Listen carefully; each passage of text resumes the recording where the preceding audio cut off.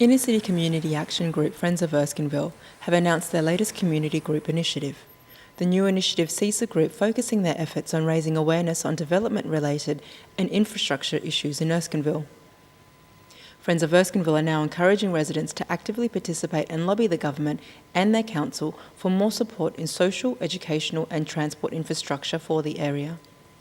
President of Friends of Erskineville, Mike Hatton, says the group has never been opposed to development. We're saying yes, the development has to take place, but we want it done properly. We want it properly planned and planned for the long-term future. We want the infrastructure and everything else to surround it, and then we'll be happy.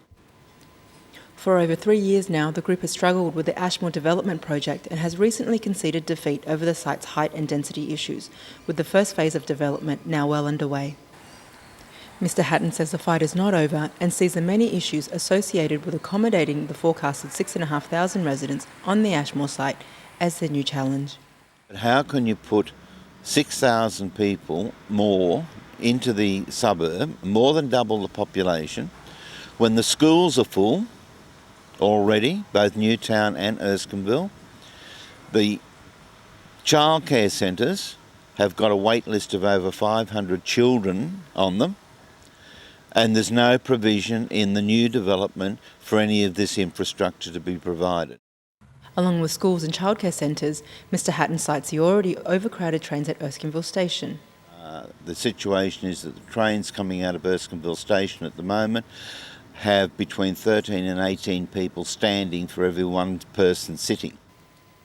He believes that a rise in development-related parking and traffic problems would also cause social problems, with more angst and anger over fewer parking spots and traffic flow in the narrow streets. Minister Barraclough from the All Saints Church in Petersham has also witnessed similar problems in his area associated with the rapidly gentrifying inner city and inner west of Sydney.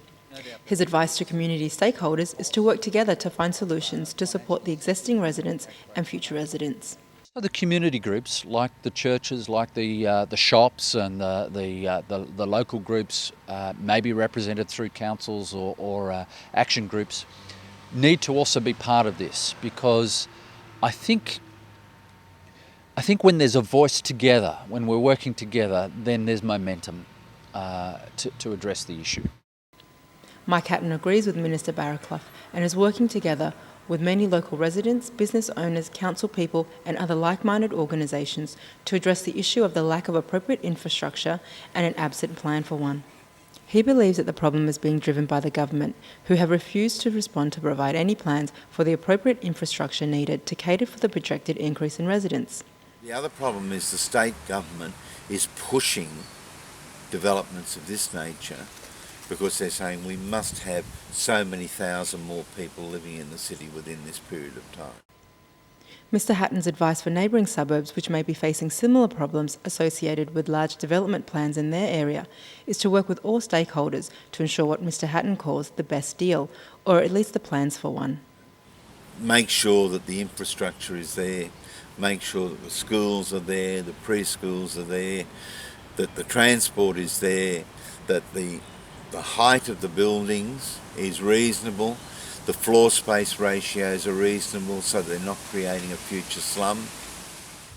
Minister Barraclough suggests that one way to avoid the situation can be by looking outward to other crowded cities and areas which have experienced their own process of gentrification. Perhaps we might even need to go to other cities, the bigger cities, perhaps the New Yorks or the LAs or whatever, and see how they've tackled those issues there. I'm not sure what they've done, but that's on my agenda, to find out what other groups have done to solve these kinds of issues. Otherwise, you end up having to give up, and that's not good enough. Focusing on how best to meet the needs of current residents and anticipating the needs of many more in the future, Friends of Erskineville have organised a range of events which they hope will create enough support and momentum to demand from the relevant bodies the appropriate service and infrastructure to address Erskineville's doubling population in the coming years. The group will launch their new initiative at the end of this month.